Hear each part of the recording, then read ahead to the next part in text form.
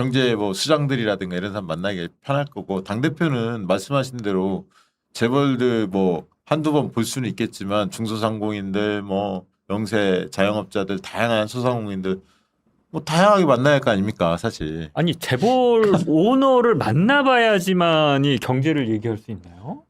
난 이게 이런 사고 방식이 정말 아니 그럼 뭐 미국 저기 그 외교관들이나 미국 대통령이나 뭐 주요 정치인들 안 만나봤으면 대한민국에서 정치하지 말아야죠. 한미 관계가 정말 중요한데. 아니 너는 그 장인수 뭔 기자가 얘기하는 건지 하는 모르겠어요. 저널리스트 여기에는 김민석 후보가 한번 나갔으면 좋겠어. 뭐 나갔으면 절대 안 나오겠다. 안 나오십니다. 꼭 나오셨으면 하고 그 부분이 제일 눈에 들어왔고 저 너무 질문이 짜쳐갖고 순간 지금도 잘 믿기지가 않습니다. 이영 과장님 뭐가 들어왔습니까? 저는 그 대통령과 만찬을 하게 된다. 만찬을 한다는 거였나요? 공통질문이? 맞아 만찬을 하면 누구를 데려갈 거냐? 누구를 데려갈 거냐라고 했을 때 이 대답들이 누구를 데려갈까 막 이런 고민이 들었는데 이 정청래 후보는 나는 아내를 데리고 가겠다. 그리고 이제 김민석 후보는 나는 정청래를 데리고 가겠다.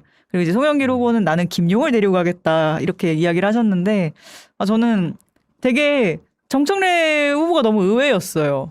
왜냐하면 아내분 이야기하시는 걸 전 잘 못 들어봤던 것 같거든요. 근데 항상 정치인과 함께하는 가족들은 그 어려움이 있잖아요. 근데 저희도 컨설팅 하다 보면 그 가족들이 얼마나 이 힘들게 그를 지지하고 있고 그리고 이 모진 비판들을 어떤 가족들이 어떤 심정으로 듣고 있는지를 다 알고 있는데 왜 아내를 이야기했는지 좀 알 것 같고 참 많이 가족들이 많은 이런 모멸감을 느끼고 있을 텐데도 그런 것들 다 감수하면서 계속 뒤에서 든든하게 응원해주고 있나 보구나라는 게 좀 느껴졌어요. 맞아요. 그 김민석 후보는 또 정청래 후보 데리고 가겠다고 얘기를 했어요. 아니 난 그런 대목은 좋았다고 봐요. 네. 좋았고 레버리지 단일 종목 네. 삼성 하이닉스 ETF 이 부분이 상당히 뜨겁게 오늘 좀, 그 부분은 뒷부분에 있었는데 논쟁을 좀 붙었어요 사실은. 그거는 원래 이제 송영길 후보도 좀 얘기를 했고 정청래 후보 당연히 얘기를 해서 김민석 후보가 사과를 했는데 화끈하게 사과한 건 아니고 사과의 표현을 했죠. 네. 근데 이제 어쨌든 본인이 대통령님 회의 순방 중에 자기가 한 건 맞으니까 시행령 최종적으로. 그렇죠. 근데 이제 정청래 후보가 그 얘기는 했죠. 지금 사과하는 게 아니라 이 논란이 커졌을 때 책임 있는 모습을 그때 보였어야 하는 거 아니냐. 네. 되게 뼈아프게 한번 지적을 했죠. 그렇죠. 저는 그 사과에도 그 시간이 있다라는 말이 너무 공감이 됐고요. 사실 이 레버리지 ETF 때문에 진짜 우리 개미들 얼마나 지금 피 철철 흘리면서 있었는데 김용범 실장이 막 말 실수하면서 마치 개미 탓인 것처럼 얘기하고 이러면서 정말 상처가 컸단 말이에요. 네. 근데 그것과 관련해서 지금까지 단 한 번의 제대로 된 사과가 없었다는 건 이 사과에도 시간이 있다라는 게 참 잘 나온 이야기였다. 네. 그리고 국정과제 1호 관련해서 광주에서 그러니까요. KBC 할 때 예. 송영길 후보가 물었잖아요. 정청래 후보한테. 그러면서 이제 송영길 후보는 5.18 정신 헌법에 반영하는 거 그게 1호 공약이다 이렇게 이야기를 하셨죠. 근데 실제 좀 찾아보니까 헌법 개정 내용이더라고. 포괄적으로 있더만요. 네네. 그게 5.18만 있는 게 아니라 여러 가지 뭐 계엄 조건이라든가 우리 이야기했던 것들 있잖아요. 그런 거를 다 이제 반영하는 게 이제 1호 공약인데 그거 어떻게 보셨습니까? 아니 이거가 왜 공격의 빌미가 되는지 모르겠어요. 그러니까 정청래 후보 관련해서도 육상 지방선거를 승리했다. 이걸 갖고 계속 집요하게 공격을 하고 예. 또 1호 국정과제. 그러니까 왜 내란 청산이냐. 그 집요하게 공격하는데 아니 내란 청산은 너무나 당연한 거 아니에요? 그냥 이게 빛의 혁명으로 만들어진 정부인데 그거를 거부할 수 있습니까? 맞아요. 1호 국정과제가 아니라 영번 국정과제죠. 그렇지. 영번 국정과제. 그러니까 나도 그걸 시비하는 건 좀 이해가 안 갔다. 왜 이런 걸 시비를 거는지 진짜 이해를 못 하겠어요. 네. 맞아요. 내란 청산을 뭐 안 하자는 건지 뭐 암기를 평소에 잘못해서 암기력이 너는 국정과제도 못 외우는 암기력이 딸린다는 건지 근데 포인트를 인식에 모르겠어요. 내란 청산 어느 정도 된 거 아니야? 이 인식이 있더라고. 저는 쭉 맥락을 들어보면 그게 많이 돼 있는 것 같아. 근데 정청래 후보 측은 아직 멀었다라는 생각인 거고 아직 밝혀야 할 부분들도 그쵸. 많이 있고 재판은 다 안 끝났잖아요. 그렇죠. 일각에서 뭐 김건희 풀어주는 거 아니야? 막 이런 지금 걱정도 많이 있는 거 아닙니까? 대법원장 이상에서 조희대가 걱정이 많은데 좀 송영길 후보 말씀 들어보면 그런 느낌은 아니에요. 근데 실제로 헌법 개정이 일본 공약은 맞는데 국정과제 거기 보면 5.18 운동 정신에 헌법 전문 수록도 들어있고 4년 연임제, 결선투표제, 대통령 거부권 제한 그리고 이게 들어있어요. 비상명령 및 계엄 선포 시 국회 통제권 강화. 그러니까 이게 내란하고 연관돼 있는 네. 내용이거든. 네. 사실상 보면. 그래서 말씀하신 대로 그건 좀 짜친 느낌이었어요. 네, 그리고 뭐 외우고 있냐 못 외우고 있냐 막 이런 느낌 있잖아. 맞아요. 그건지 국정과제를 막 다 주관식으로 줄줄 쓸 수 있을 만큼 사실 그렇게 할 수 있는 정치인이 어디 있겠어요. 그리고 1호 과제라고 했을 때 이재명 정부의 탄생 자체가 내란 위기를 뛰어넘고 이제 탄생한 정부잖아요. 그러니까 모두의 심리적 기저에 그런 게 남아 있을 거라고 생각하고 송영길 후보는 이제 개혁 그만해라. 이제 개혁 끝났다. 이제 민생 가자라고 이야기를 하면서 왜 조희대 탄핵 기자회견을 하시냐. 그것도 앞뒤가 안 맞잖아요. 그렇죠. 아직 안 끝났다는 이야기를 본인이 기자회견으로 하신 거잖아요. 그 이제 검찰 개혁은 정청래가 먹은 것 같으니까 사법 개혁 뭐 이쪽을 내가 뭔가 해보겠다 뭐 이런 느낌 같아. 의제를 그렇죠. 송영길 후보가 중간에 이제 득표율이 워낙 저조하니 관심이 없었잖아요. 네. 이게 국면을 좀 타개하기 위한 하나의 의제로 삼은 게 아닌가 그런 생각도 좀 들더라고요. 그 전당대회를 하면서 또 개혁과제가 만들어졌어요. 당내 선관위 개혁해야 돼요. 당내에서 네. 그거 진짜 중요해. 국정과제 1호 물은 게 네. 그 오히려 그냥 저의 개인적인 생각은 정청래 후보가 반명의 어떤 그런 이미지를 더 공고하게 만들려는 의도가 좀 깔려 있는 게 아니냐. 그걸 모른다 하면서 모르지 않냐. 전임 당대표였는데 약간 그런 맥락도 있었던 것 같아요. 의도가 좀 깔려 있는 게 아닌가 싶더라고요. 네. 저기 이 타이밍에 뉴데일리 기사 한번. 네. 뉴데일리? 뉴데일리 기사가 딱 그건데 혹시 단독 국정과제 1호 묻자 내란 청산 답한 정청래. 알고 보니 조국당 1호 약속. 지금 우리 민 기자님이 말씀한 그대로 뉴데일리가 기사를 썼거든요. 그러니까 정청래 너는 이재명 국정과제도 모르고 그냥 조국당 1호 약속을 이재명의 국정과제로 떠들고 있는 너는 예. 나는 조국바 저런 나는 의도로 기사를 송영길 후보가 질문을 한 게 아닐까 의심을 했는데 뉴데일리는 저걸 팩트인 것처럼 그냥 기사 썼어. 그러니까 이게 이게 지난번에도 얘기했지만 민 기자님이랑 저랑 얘기했던 이 대동당 구조적 다수가 이상한 방식으로. 근데 참 진짜 와 이상합니다. 희한하네. 뉴데일리가 민주당 정당대회에 어떤 후보가 되든 관심이 없을 거고 둘 다 적대시하는 게 우리의 상식에 맞는데 그렇죠. 그렇죠. 완벽하게 지금 딱 송영길, 김민석과 걔를 같이 하면서 정청래 너는 반명이고 조국 편이야. 라는 기사를 저렇게 쓰는 저 의도가 섬뜩하지 않나요? 이 보수를 대변하는 신문 아닙니까? 네. 아 뉴데일리는 보수가 아니라 그쵸. 극우에 가깝죠. 그쵸. 저쪽이죠. 더 오른쪽으로 가 있죠. 태극기 부대. 네. 네. 네. 예. 자 그리고 뭐 이 얘기 안 할 수 없는데 오늘도 뭐 토론에서 저희 이름이 나오고 막 그랬는데 아 오늘도 나왔습니까? 뭐 두 분한테는 안 물어봐서 어떻게 봅니까? 그 요즘에 그 논란됐던 사안들 그 제가 화두에 많이 오르고 있는데 김민수 후보가 저는 대단히 폭력적이라고 봅니다. 예. 그래서 위험해요. 김민석 후보에 대한 호불호 이걸 떠나가지고요. 지금 여러 매체에 나가서 박시영 대표에 대해서 하는 그 발언들 있지 않습니까?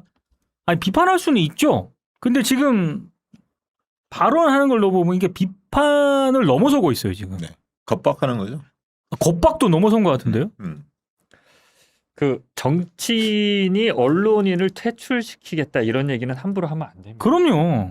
그러니까 언론 자유에 대한 언론인으로서 물론 이제 요새 대한민국 기자들은 그 개념은 없는 것 같은데 저는 언론인으로서 정치인이 언론인을 퇴출시키겠다 방송인을 말겠다라고 하는 거는 뭐 오공이야?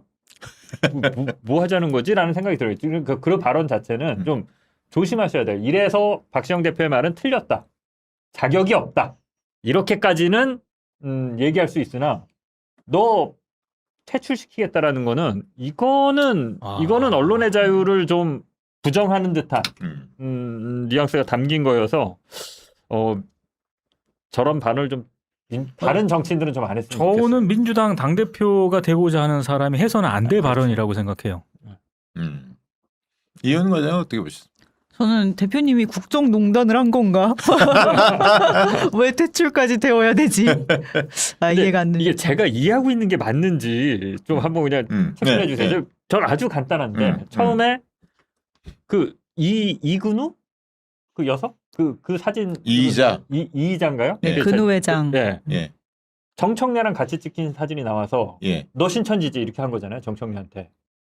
처음에 예. 처음에 논란이. 아니 그게 저는 몰랐는데 그러니까 이지은 위원장 얘기 들으면 작년 올해 초인가 뭐 이럴 때 그 동교동길 그거 있잖아요. 노벨길 그 명명식. 노벨길 노벨길. 그 사진이 그러니까. 한참 돌았었대. 네. 그러다가 이제 올 초에 그게 사그라졌고 그래서 이제 전당대회에 들어왔고 신천지 분열주의 그러니까 반명 분열주의 신천지 비밀연합을 7월 21일인가? 네, 21일에 21일 날 김민석 후보가 이야기를 했고 그러면서 그 사진이 다시 많이 유포가 됐다는 거예요. 그 얘기를 하니까 그러면서 22일 날 권혁부라는 사람이 누군지도 몰랐는데 권혁부라는 사람이 이재명 대통령하고 이의자 씨가 있는 사진을 올리면서 쭉 글을 달았죠. 근데 그때는 몰랐는데 그분이 알고 보니까 한국 군우의 자문위원장을 맡고 계셨어요. 기자 출신인데 뭐 KBS인가 뭐.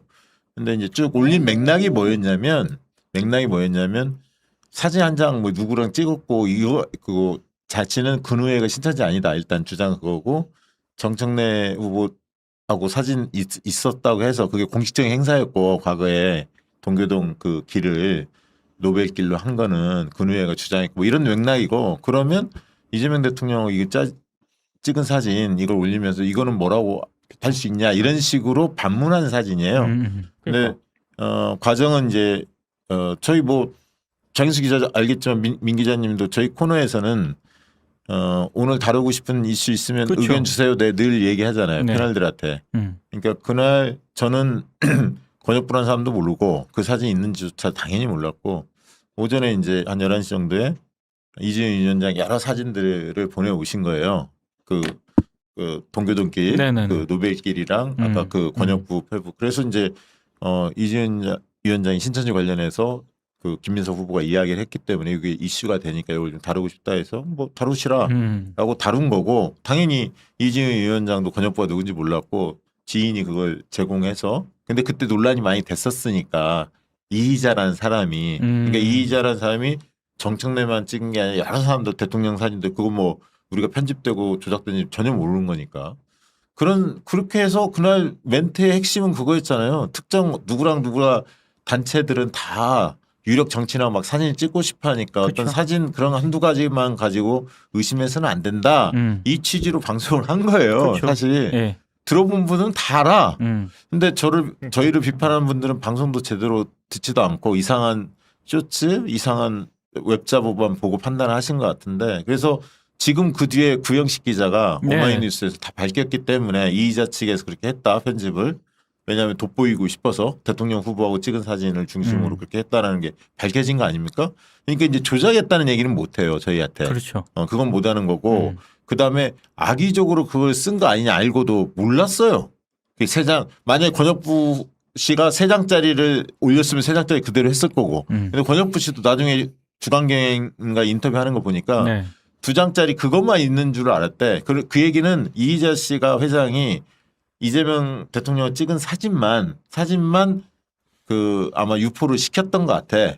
그 간부들한테 미루어 짐작해 보면 왜냐면 정책은 별로 의미가 없으니까 유명한 사람이 아니니까 그렇게 이제 미루어 짐작하는데 우리가 의도적으로 그렇게 했다? 그것도 사실 무근입니다, 솔직히. 그렇죠. 근데 이제 대통령님이 지금 그 전당대회 과정에 또 신천지 뭐 이런 과정에 자꾸 이름이 거론되는 것 자체는 저희로서도 죄송스럽기도 하고 그래서 사과도 드리고 그 얘기는 드렸습니다. 그리고 뭐 그 얘기는 충분히 들을 수 있는 얘기예요.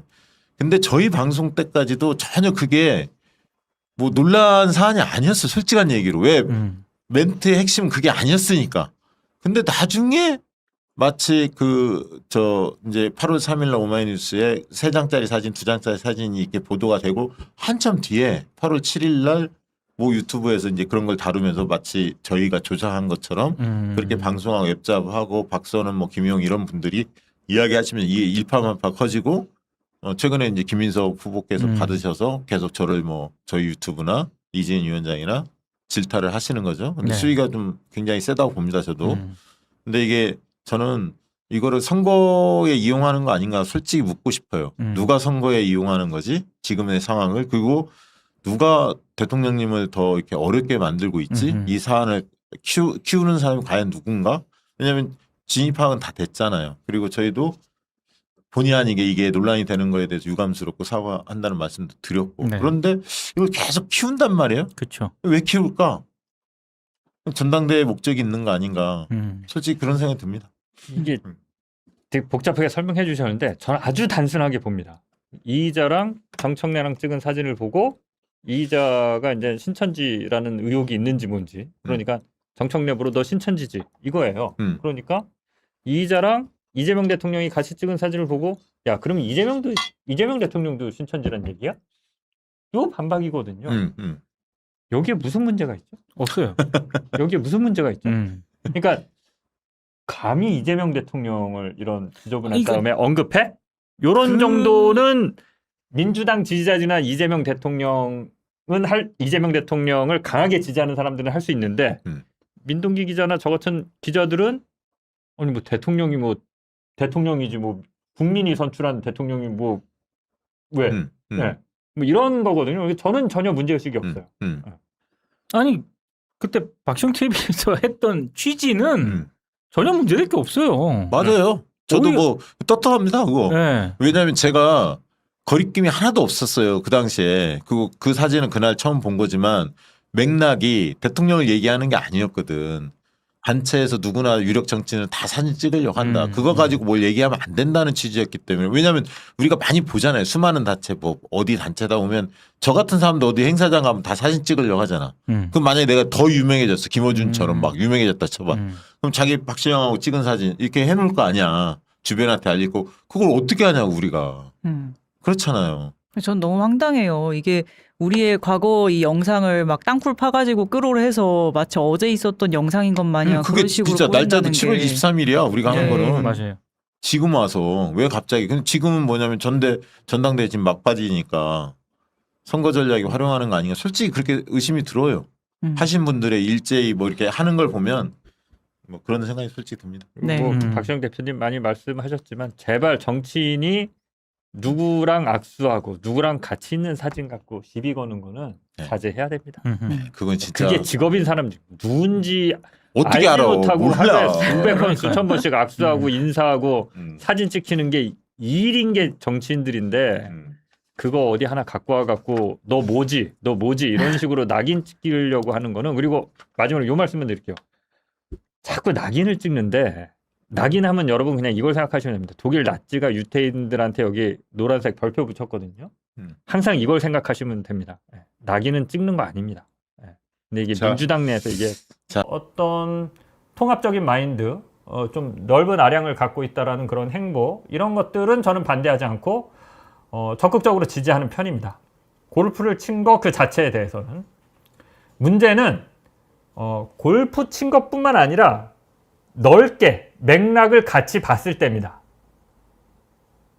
맥락을 같이 봤을 때 보면 지금 민주당 내 상황이 어떻죠? 극심한 분열이 일어나고 있죠. 이 극심한 분열은 왜 시작됐습니까? 이건 뭐 사람들마다 생각이 다를 수는 있지만 어느 순간 저는 진짜 이재명 대통령의 엄청난 뭐 지지자라고 해야 될까요? 그 제 유명한 얘기 있잖아요. 세종 정조 이재명.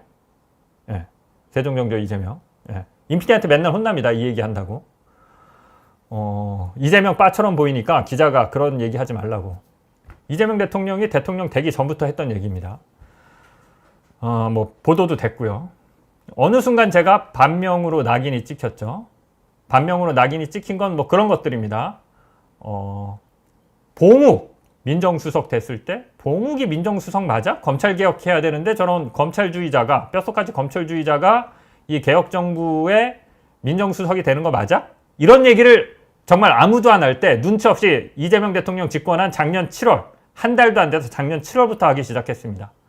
그 다음에 뭐 김병기 문제 됐을 때 강하게 비판했고요.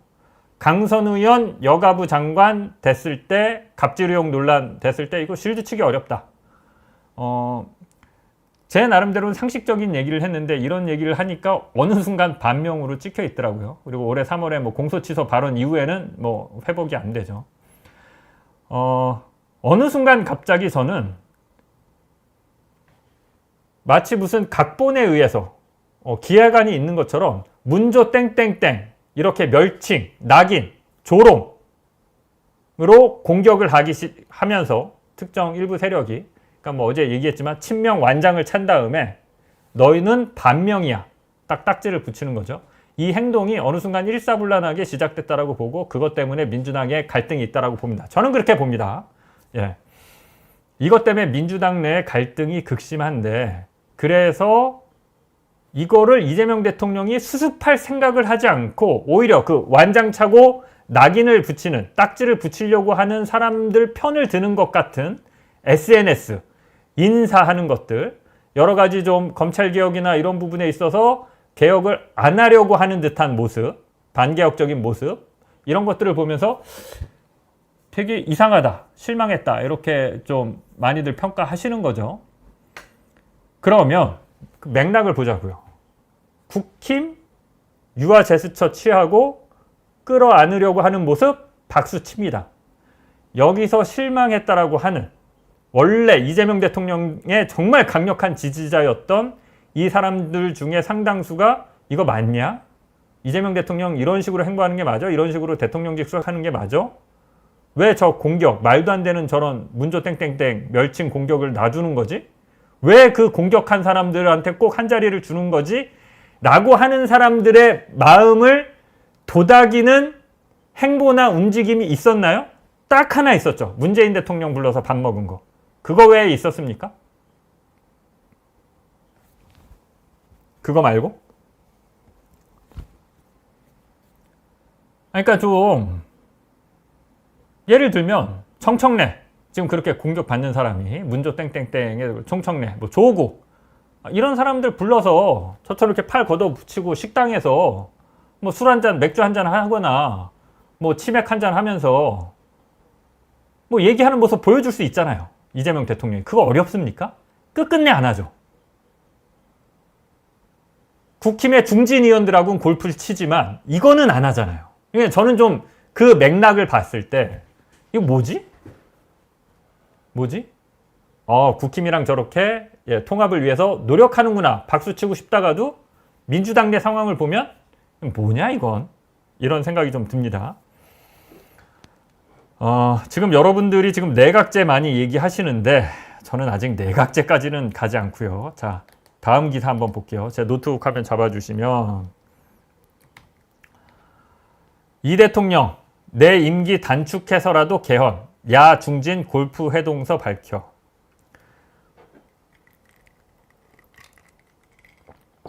여기 보면 소제목에 김태호 등 야 중진 권력 집중 악순환 끊어야 건의에 이 적극 공감. 야 일각 연임용 의혹엔 국민 수준에 통하겠나. 국힘 반대 시 불가. 이재명 대통령이 이렇게 얘기했다는 얘기죠. 뭐 청와대는 비공개 일정 확인 불가.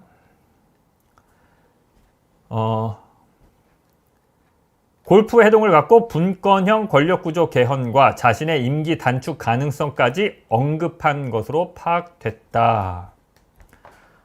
김태호 국민의힘 의원은 13일 연합뉴스와의 인터뷰 등을 통해 지난달 초 이 대통령과 골프를 치며 개헌 문제를 논의했다고 밝혔다. 회동에는 김 의원을 비롯한 여야 의원들과 강훈식 대통령 비서실장이 함께한 것으로 전해졌다. 김 의원은 이 대통령에게 먼저 얘기한 것 같죠. 87년 체제가 수명과 역할을 다했다. 뭐 이렇게 건의를 하니까 이 대통령은 내 임기를 단축해서라도 나는 개헌을 해야 된다고 생각한다며 적극 공감했다고 김 의원은 전했다. 이런 것도 내가 먼저 한다고 하면 국민들이 다 반대하는 것 같다고 웃으며 말했다. 뭐 여기 보면 독재니 연임이니 하는 이야기에 대한 이야기가 대한민국 국민 수준에서 통하겠느냐, 헌법 개정에는 국회 정족수가 필요한데 국민의힘이 반대하면 통과되지 않는다고 말했다. 여러분, 요 얘기만 갖고는 지금 이재명 대통령이 내각제를 추진하려고 한다라고 가는 거는 저는 좀 너무 앞서가는 거다라고 봅니다. 일단 드라이하게 보면 여러분들이 뭐 그런 의심을 하시는 거는 충분히 이해되지만, 기사를 보면 뭐 그 자리에 없어서 제가 모르겠지만 기사 난 것만 갖고 아주 제한적인 정보를 보면 일단 김태우 의원이 먼저 개헌 얘기를 꺼냈고 이재명 대통령은 거기에 화답한 것일 뿐이에요. 거기에 화답. 그러니까 이것만 갖고는 뭐 이거를 이제 이 대통령이 마음속에 이제 내각제를 갖고 있다. 뭐 요런 거는 좀 앞서 나간 거다. 여기 기사를 보더라도 분권형 체제로 바꿔야 된다. 이런 거는 지금 그 김태호 국민의힘 쪽에서 얘기했다라는 거잖아요. 예. 거기에 대해서 나는 내 임기를 단축해서라도 개헌을 해야 된다라며 뭐 적극 화답했다라고 하는 건데 뭐 분권형에 찬성을 했다는 건지 이런 거는 이 기사만 보면 알 수는 없습니다.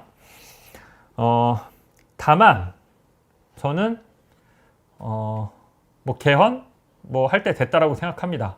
그리고 개헌 뭐 했으면 좋겠습니다. 뭐 4년 중임제 뭐 이런 것들 좀 하는 게 맞지 않나 이렇게 생각합니다. 내각제는 저는 일단 단호하게 반대합니다. 내각제는요, 대한민국과 안 맞습니다. 그냥 대한민국과 안 맞는 제도입니다. 일본처럼 됩니다. 내각제 하는 순간 우리가 가서 어떻게 국회의원을 뽑든 자민당 같은 거대 기득권 정당 만들어져서 그 안에서 지들끼리 돌아가면서 계속 총리 해먹는 구조가 불보듯 너무 뻔합니다. 왜냐하면 내각제를 지금까지 주장해왔던 사람들의 면면을 봤을 때도 그렇고요. 지금 벌어지는 민주당의 상황만 놓고 보세요. 김민석 총리한테 가서 다 줄 서는 것들 보세요. 이 상황. 내각제가 됐을 때 국회의원 한 명 한 명이 대한민국은 지금 정청래 당대표가 민주당만 놓고 보자면 이제 지방선거 1인 1표제 도입한 거고요. 총선에서는 자기 지역구 후보를 당원들이나 국민들이 1인 1표제로 뽑지 않습니다. 민주당도. 이제 지방선거만 그렇게 도입을 한 겁니다. 이런 상황에서 대한민국은 공천 주는 사람이 정해져 있습니다. 우리는 그냥 민주당이냐 국힘이냐 이거 보고 그냥 하는 거죠. 후보가 마음에 안 들어도 국힘이 싫으니까 그냥 민주당 찍는 거죠. 지금 민주당 의원들이 국민이나 당원의 눈치를 봅니까? 공천 줄 사람, 권력의 바람이 어디로 부느냐만 보고 지금 그냥 거의 제가 봤을 때는 미쳐서 거의 미쳐서 날뛰는 수준이다 이렇게 보는데 내각제를 이런 상황에서 한다고요? 내각제를? 그럼 어떻게 할까요? 한번 배지를 단 뭐 국힘이고 민주당이고 얘네들의 행태가 그려지지 않습니까? 그러니까 내각제는 안 맞습니다. 한국이랑. 그리고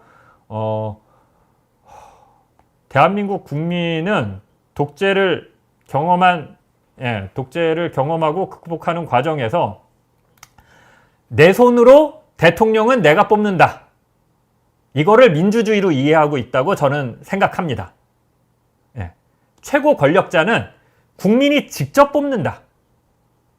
이게 대한민국의 민주주의 피를 흘리면서 뭐 선배 세대죠. 386이나 이런 데서 정말 피 흘리고 고문당하고 하면서 만들어 온 민주주의가 최고 권력자를 내 손으로 뽑는다라는 과정이었거든요. 아주 투박하게 얘기하면.